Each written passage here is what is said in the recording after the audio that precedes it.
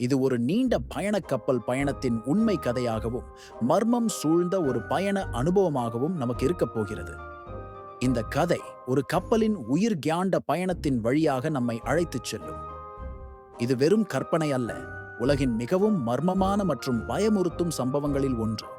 இந்த கப்பலின் பெயர் எஸ் எஸ் ஒராங் மெடான்.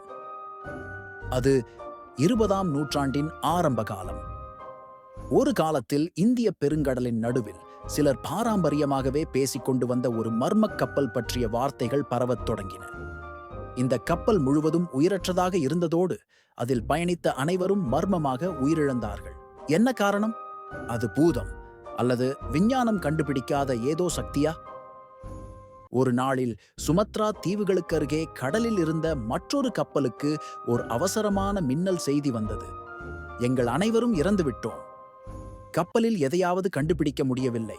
நானும் இறக்கப் போகிறேன் என்று ஒரு மர்மமான ரேடியோ சிக்னல். அதற்கு பிறகு அமைதியான ஒரு வார்த்தை, நானும் இறக்கிறேன்.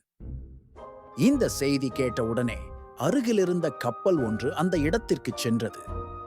அந்த கப்பலில் இருந்த நபர்கள் கப்பலின் மேல் பிரதேசத்தில் ஏறியபோது அவர்கள் பார்த்த காட்சி பயங்கரமாக இருந்தது. முழு கப்பலும் வெப்பமில்லாமல் குளிர்ந்த நிலையில் இருந்தது. ஆனால் அந்த வானிலை அப்படியில்லை. அங்கிருந்த அனைவரும், அதிகாரிகள், சமையல்காரர்கள், நாவிகர்கள், ஒரே நிலைமையில் இறந்திருந்தனர்.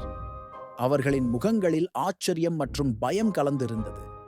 சிலர் கை விரித்து ஏதாவது தடுக்க முயற்சித்தது போல் இருந்தனர். அதற்கு மேல் கப்பல் எவ்வளவோ சோதனை செய்த போதும் இயக்கவே இல்லை. இயந்திரம் இயங்கவில்லை. எரிபொருள் பரிமாற்றம் ஏதும் இல்லை. கப்பலின் உள்ளே சென்று பார்த்தார்கள். ஒருவித மர்ம குளிர்ச்சியும் குழப்பமும் இருந்தது.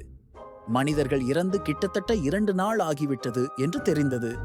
ஆனால் உடல்கள் உறைந்தவாறு இருந்தன. இது இயற்கையாக இல்லை. அவர்கள் ஒரு முடிவுக்கு வந்தார்கள். இது மனித செயலால் அல்ல, ஏதோ மர்ம சக்தியால் நிகழ்ந்திருக்கும். அவர்கள் உடனே அந்த கப்பலை ட்ரோ செய்து அழைத்துச் செல்ல திட்டமிட்டனர். ஆனால் சில நிமிடங்களிலேயே கப்பலில் மிடுக்கான வெடிப்பு ஒன்று ஏற்பட்டது மற்றும் சில வினாடிகளில் அந்த கப்பல் முழுவதும் தீப்பற்றிக் கொண்டது. அனைவரும் அதிலிருந்து விலகினார்.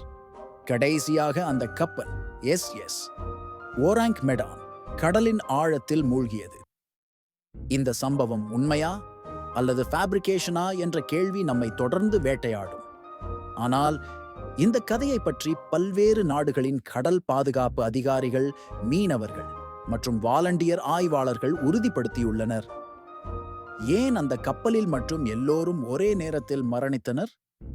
ஏன் எந்த போராட்ட சுவடுகளும் இல்லாமல் அவர்கள் உடல்கள் அந்தவாறு இருந்தது? ஒரு வாதம் இது, அந்த கப்பலில் ஒரு வகையான கெமிக்கல் ஆயுதம் பதுக்கப்பட்டிருந்ததாம். ஆனால் அதற்கான சான்றுகள் எதுவும் இல்லை. மற்றொரு மர்மம், அது பூத கப்பல்.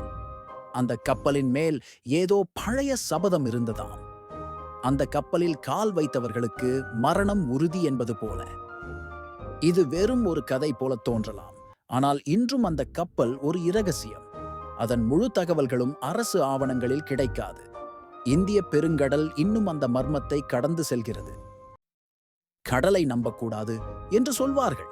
ஆனால் இந்த கதை சொல்வது, சில நேரங்களில் கடலும் கப்பலும் மனிதர்களும் ஒரே நேரத்தில் மர்மத்தின் ஒட்டுமொத்தத்தில் இணைந்து பயத்தை உருவாக்க முடியும். இது உங்கள் முன் ஒரு இரவில் நடந்த உண்மை மர்மக் கதை. இதைப் போல இன்னும் பல உண்மைகள் கடலுக்குள் புதைந்து கிடக்கின்றன. இதை பார்த்ததும் மறக்க முடியாத ஒரு அனுபவம் தரும். இந்த கதை உங்களுக்கு பயத்தை மட்டுமல்ல, ஒரு கேள்வியையும் ஏற்படுத்தும். உண்மையில் நாம் கடலை எவ்வளவாக அறிவோம்? பயமாக இருந்தா லைக் பண்ணுங்க, உங்கள் நண்பர்களுடன் ஷேர் பண்ணுங்க. இன்னும் பயங்கரமான கதைகளுக்கு சப்ஸ்கிரைப் பண்ணுங்க. மார்க்கெட் மசாலாவுக்கு